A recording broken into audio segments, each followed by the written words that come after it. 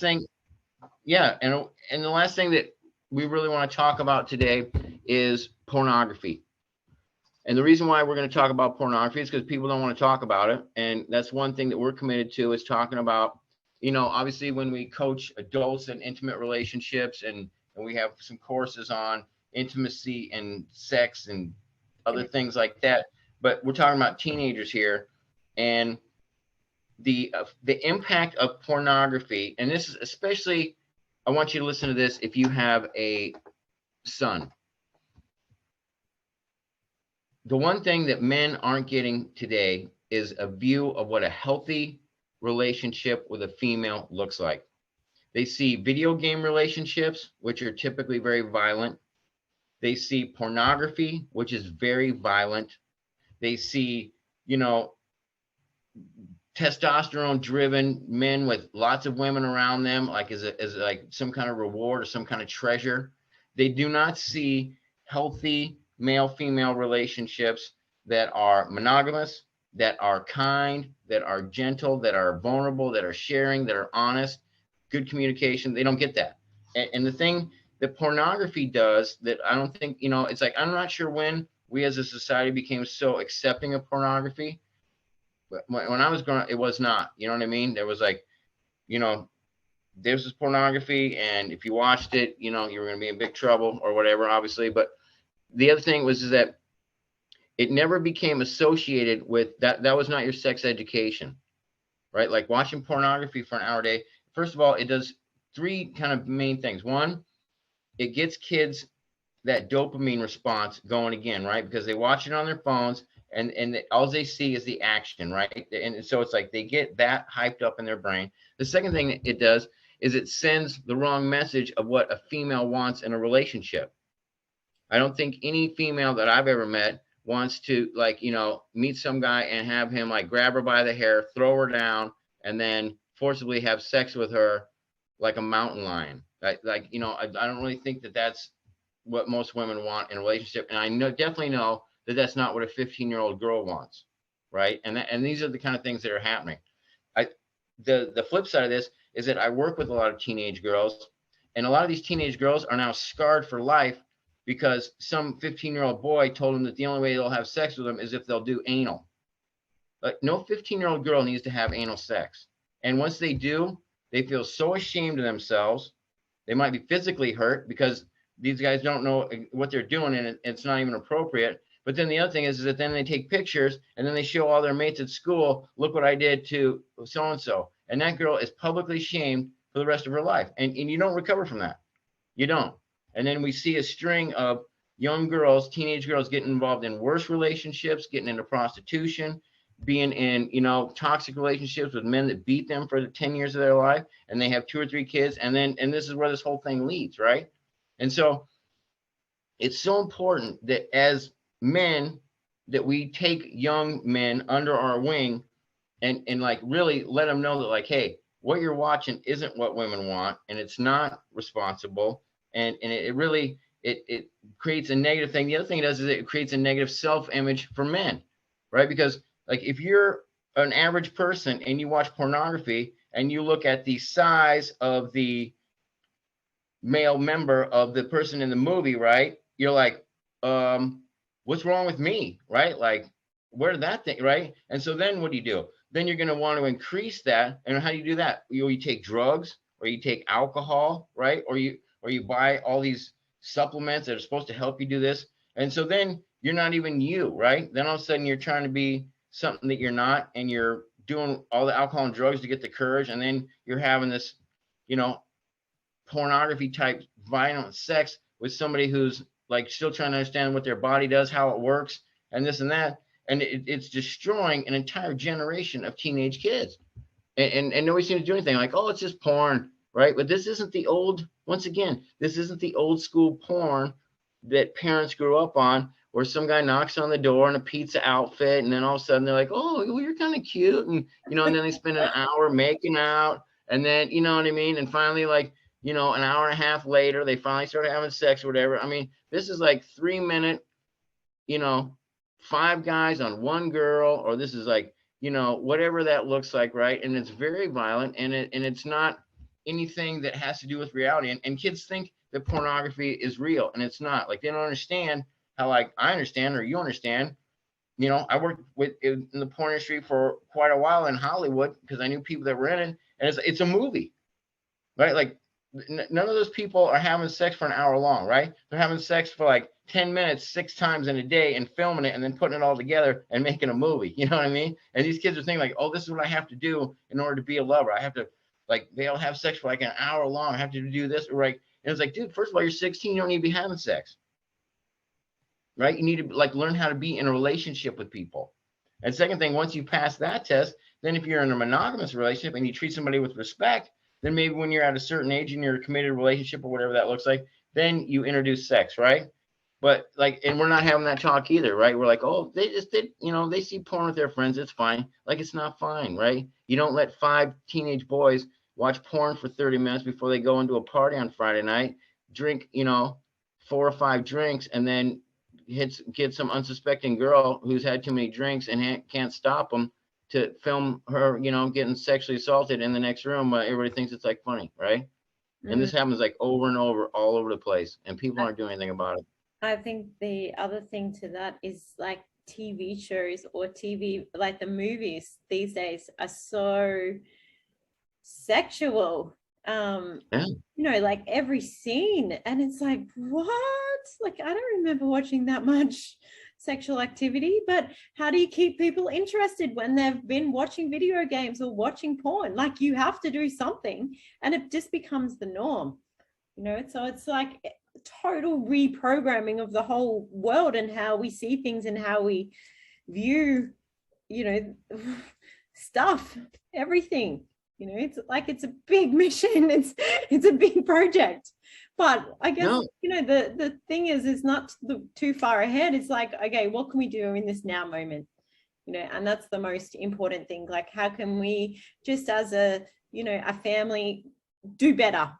Like, that's the question to ask. How can we do better, or how can we provide more assistance around them understanding more as a, like for the children, how do they understand more? But also for our own knowledge as a parent, like, maybe we just need to know a few more things. So, well, yeah, and babe, I mean, it brings up great points, right? And like, the whole point of this show isn't to scare people, and it's not, we're not creating this to, like, make people think like their kids are going to die from drug overdoses or get involved in a porn ring tomorrow when they go to school. It's just the fact of, like, we need to change the conversation, right? And and that's what me and you do, right? That's what we do, and we're creating this. And so now we're going to share little things, but like, you can't be afraid to go and talk to your kids about what's going on, right? Like, and the thing is, this is a fine line, right? Because you don't want to break their trust, right? So you don't want to, like, go into their room when they're in school and, like, look through and find anything you can, and then bring it out on the kitchen table when they get home, be like, hey, why did I find a condom in your sock drawer? Because we all know every kid has a condom, and half of them won't use it, right? They just have one because their friend gave one, and they didn't want to say, well, I don't think I'll ever use it. So they just, right? And then they hide it because they're afraid, like, they'll get in trouble, right? But they're like, are you using it? Like we have to establish that, like, do you watch pornography? And if you do, and even if it's with your friends, okay, I get it. Now, that's not real, right? Like, that, like, those things aren't natural occurrences, right? Like, that's not what sex looks like, and that's not what a relationship should look like. And I hope that's not what you think that what women want, because that's not what it is, right? It's like, we have to have these conversations. Same as, like, do you take drugs? Do you know people that take drugs? It's okay if you do, but you need to know that, like, if somebody pulls out a pill and you don't know what it is, please don't take it. It might actually kill you. Can you promise me that, son? Right? It's like, we're just addressing it, right? Because the thing is, we don't talk about it, and then they don't know what to do, right? Because then they're like, well, I don't know. It's just a pill. Everybody else is taking it. Or, like, I know those guys are watching porn, and I don't know. I don't want to seem like I'm uncool, so I'll watch it too. And you're going to see stuff, right? Once again, it's not like you can do that, but at the same time, like, you need to really step up as a parent and not only talk to kids about it, but, like, what are you watching? You know what I mean? Like, let me see your phone, right? And the things, here's what you have to remember. If this child is under 18, which is what we're talking about, you're the parent, so act like it. right? You're not there to be their buddy, right? You got to take a stand. Like, do you want your kid to get arrested at 16 years old for sodomizing some girl because they were at a party drunk and he saw this in a movie and he's never had sex, so he just thought he'd try it? And you know what I mean? Like, you don't want that to happen. That's going to ruin his life. It's going to ruin her life. And the same way is if you don't have that talk, you're going to take the chance that your kid's going to go to a party and take one little white pill that he thinks is just to have fun and be free and die in the backyard. I mean, it's a different conversation, right? So yeah, but the thing is that when they're 18 years old, right, or under, you have to be the adult and you're going to have to set some rules that they're probably not going to like. And if one of those is, you know, I don't want you hanging out with these certain people, or I don't want you on the phone from 6 o'clock at night on, and I'm going to confiscate your phone, right? Because when most of these things are happening, right, it's like the kids aren't watching porn necessarily at the dinner table, right? No, they're watching it at night at 10 o'clock when they got nothing else to do and they got their phones, and and maybe they have access to whatever they want to watch. That's when they're going to be watching porn, right? No kid, I guarantee you, take your kid's phone away at 9 o'clock at night and they go to bed without their phone, they're not watching porn at 2 o'clock in the afternoon while they're at school. I mean, some might, but you're not going to act out on it. You know what I mean? But if it's 10 o'clock at night and you have your phone and you're watching porn, then you're going to act out on it, right? And it's going to continue to become a process. Does that make sense? Yeah. What do you think? What I think is, just coming back to the awareness, like, because we did not grow up in this kind of society, I think then it's very hard to put yourself in that situation when it wasn't the way you lived. So I think, like, 100%. that's the one thing, is the more we can now, through this conversation and more other conversations that we'll be having, or, working with youth, the more people know, the quicker we'll be able to stop these things from happening, or we'll have more tools.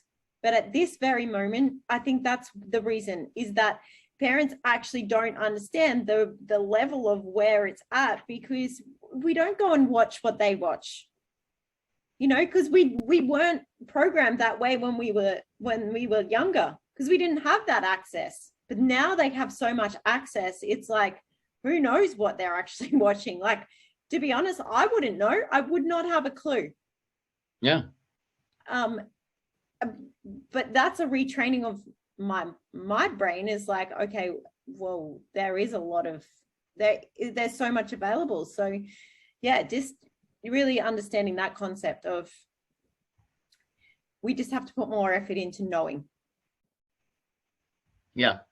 No, and that's the thing is, we really, as we kind of bring this to a close, that's the one thing that we want everybody to understand, is that you didn't know this, right? So, like, don't beat yourself up that you're a bad parent because, you were sending your kid to this party, or you didn't know what they were doing. It's like, that's why we're changing the conversation, because people don't know. People don't know that a pain pill today kills you. People don't know today that, people think that anal sex at 15 years old is the norm, or and that's just because they saw it in a movie and that's what all their friends say they're doing, or whether or not they're doing it. And it's like, it's not consensual, and it's like people don't understand what they're doing. And it's not even just about that kind of thing. It's just about, there's no relationship anymore, right? It's not about being in a relationship, building trust, building love, building support, and then bringing intimacy in. Now it's about, hey, you want to have sex? Like, okay, or whatever. You know what I mean? It's like that's what they see it in porn. That, like, it takes 3 minutes to get to know somebody to have sex in porn.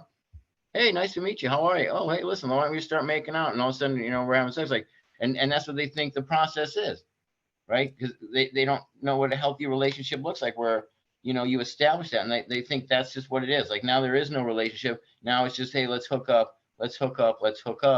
And then, you have the ramifications from that, which is you have all these teenage girls that now have completely no self-esteem, and it'll be very hard for them to build it back.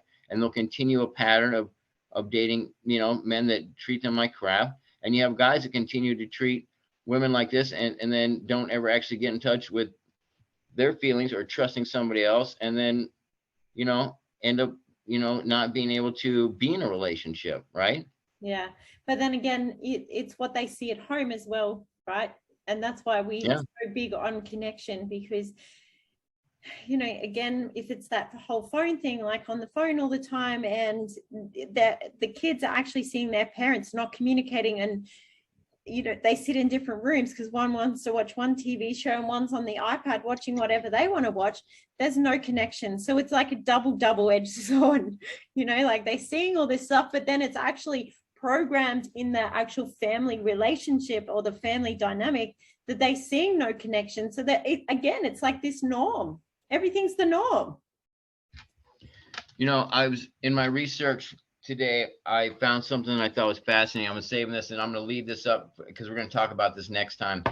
But did you know what the #1 cause of teenage addiction and or bad behavior is? This is going to be shocking to you. Parents' lack of connection. I don't know. Close. They have a new term for this thing, and it's a psychological phenomenon, but it's true, and it's only happening because of things like pornography and transgeneration, toxic shame, and that. It's called parental alienation. This is what happens when families split up and one parent belittles the other parent. This sends a kid into a psychological trauma, and they said this is the #1 cause of addiction now. What used to be trauma, it said it's just as dangerous as physical or sexual abuse to a young child. Is it when you split up from somebody? So this is like if you're not in a relationship with the person who is the other parent of the child, and that other person is bitter, or they, you know, like, oh, well, your mom can't afford that, so I guess I'll have to get it. Or, oh, you know what, your dad is busy working, he's not gonna be able to see you again. And they said that it's been that's a new thing. They have just released this. I just saw it today. That's something they've noticed in the last 10 years. They've been doing research, and they said that most kids start taking drugs or start getting into this kind of behavior because one of the parents belittles the other parent, and so they don't feel safe. They don't feel like that they're being taken care of, and they're in a constant state of agitation or anxiety. And so when somebody says, hey, do you want to get high or something, like, yeah, anything so I don't have to feel this, and they start medicating themselves. And they're like, well, why do you like? Well, I don't know, because I'm supposed to go to my mom's and she can't afford this, or she can't do that, or my dad's always busy with his friends, or my dad's always getting drunk. And I just saw this yesterday, right? I was telling you about it. I had that girl come up to me and just start crying. 17-year-old girl starts crying right in front of me. I never met her a day before in my life. And after I got done talking, because she's like, I can't take it. My dad is high on crystal meth. He has been for like the last, whatever it was, 14 years of my life. So by the time she was 3, he was a drug addict. And she goes, and just every week, it's just disappointment after disappointment. And a kid, that's the other, that 10 years in a row of having dad supposed to pick you up and then he don't show up. Think about that, right? That is psychologically damaging. Or not being able to afford new clothes. Like all the other kids at school get new clothes and you don't. Why is that? Well, because your mom was supposed to buy the clothes this year, but I don't know where she's at. You know what I mean? Or she's off with her new boyfriend, or this, or she can't afford it. And you know what I mean? And so it's like these kids in these split families are dealing with that because one of the parents is always lacking, it seems like, right? According to the study. I'm not saying myself, I've never dealt with this, but but this is not just in teenage. It starts from whenever the parents break up. So, you know, like my 4-year-old hears this, you know, like just this morning, what did I say to you? Oh, because Jackson said there was something, and it was literally like, oh, daddy said this. And I was like, oh, daddy says a lot of things, you know, like, because that's a direct, that's it. Like, yeah, it's the anger underneath that, you know, the anger or the pain. So it's easier to offload or project on someone else. And the kid feels all that. They feel the energy around that. Yeah. And once again, you know, we're just bringing this up, and I want to wrap it because I know we've been talking almost an hour, but we'll have to go. But there's definitely be Teenagers Part 2, and we'll talk more about that maybe in a couple of weeks.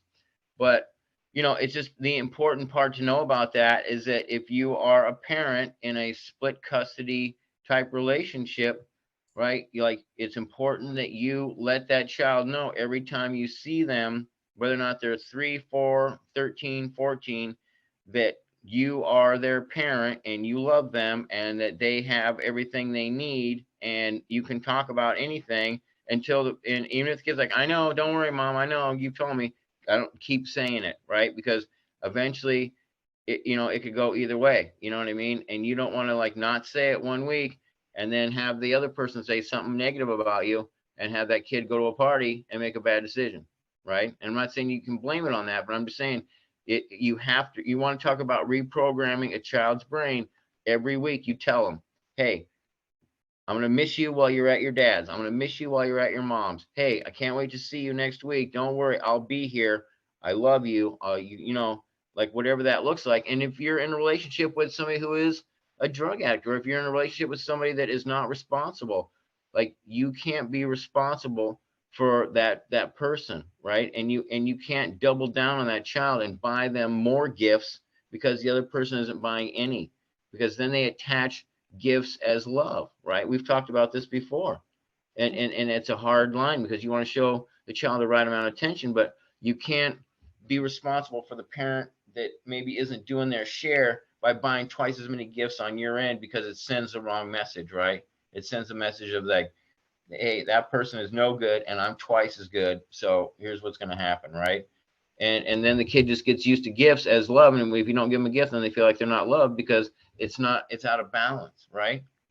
So these are just things that parents need to start being aware of, because now we're starting to understand it, right? And because the custody battles have been going on forever, and and even if you're in a healthy like custody share, right, it's still important that the child get reaffirmed with you every time you're with them and every time you leave them, that you have some kind of conversation to let them know that you're still their mom or still their dad, and that you still love them, and no matter what they go through with the other parents, like like if you need anything, call me, like whatever that looks like, right? But just so they know that you're grounded or rooted, because if not, if you don't say anything and the other parent, the minute they pick the kid up, is like, they're like, how's your mom's? Oh, she let you do that? Yeah, sounds like her. Irresponsible. Or the same with the dad. Oh, your dad let you do that?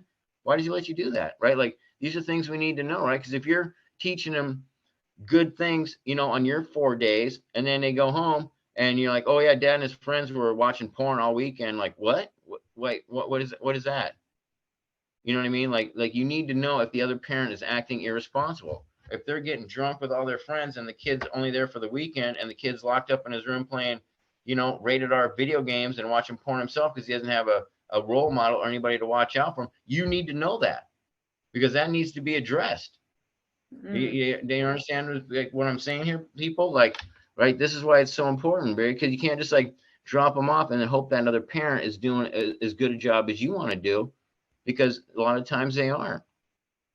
And at the end of the day, it's your kid, right? You guys might split them, but at the end of the day, like you can't go to the police station and be like, well, on Monday through Thursday, he was doing good. So I don't know what to tell you, officer. Maybe his dad can bail him out or something, but I'm busy. Like, I don't have the money, or whatever that looks like. You can't do that, right? So it's just important things to have, right? But I think we'll have to do a part 2 on this one, babe. What do you think? There's a lot of good stuff here. Yeah, I think we should probably wrap it up. I feel like we've been talking forever, but like you said, like all good stuff. But this is all good stuff. It all leads into the next thing, right? So like we can't just be, okay, we're only going to talk about this for 20 minutes when the conversation goes longer than that. It is what it is. And, for those of you who are here, like obviously the importance here is that you've gained some awareness and now we can start implementing it. 100%. And we have a lot more content and videos that we have. So we're going to address each one of these issues probably in their own show. We kind of just want to start this one to get the conversation rolling. And we appreciate everybody that tunes into our show. We love each and every one of you. And as always, we do have, our coaching programs. We do offer leadership programs for teens. We offer different curriculums for schools. If you are seeing this in a school environment, or you work with a school and you would like to have one of us come speak to the school, we would love to do that. We are here for you though. So please always comment or send us a message if there was anything we brought up in today's show that you could use some extra help with your family, we would love to support you in any way that we can. I think maybe the other thing to say is, like, you know, if someone is really struggling with something and wanted to do, you know, like a live that we could put together, as in, you know, you come with a problem around how do I do this? Like, what do I do? Like single parents, you know, that don't really have that other support, or, you know, yeah, just contact us. And, you know, if there's something that we can bring up and you want to talk about it, it's going to help so many other people. So don't be afraid also to like go, hey, I actually need some help on this. Because I know from myself, like 3 years on my own as a single parent, it's hard work. Like there's no denying it. So and you just sometimes you just can't be bothered. So please reach out, and yeah, we're more than happy to help when we can and how we can. Yeah, 100%. Good call, Bev. Thank you. Okay, well, that wraps up this week for Chris and Amanda's chat. Thank you so much for tuning in, bringing teens out of the COVID, talking about addiction, talking about pornography, and we understand these are hard things to talk about. So, by all means, you know, please don't forget that I have been doing this for over 10 years, as an advocate, as a public speaker, as a coach, as all these things, and Amanda has been a parent for 14 plus years at this point, and also is a great personal development coach and helps a lot of people as well. So, you know, please, we're putting a lot of wisdom and experience and our own honesty and just kind of putting out what our lives look like to help you guys navigate what yours might look like as well. So there are no stupid questions, and we love all of you, and we really, anything we can do, like we said, to help you would be great. And please look forward to next week's show, which we have not. And subscribe, yes. And please subscribe to our YouTube so we can get this message out to more. You know, those algorithms, you know, if we don't get a certain amount of people subscribing, then they don't put us in the algorithm, and then people don't hear this message, and that would be a crying shame, right? So why? Because we're not so great at technology, because we didn't have it. Now we have to learn it, and we're like, yeah. Exactly. Very great point. Exactly. We weren't used to doing TV shows and having to be responsible for all of it, and now we are, and it is a big pain. So there you go. All right, beautiful people. We'll see you next week.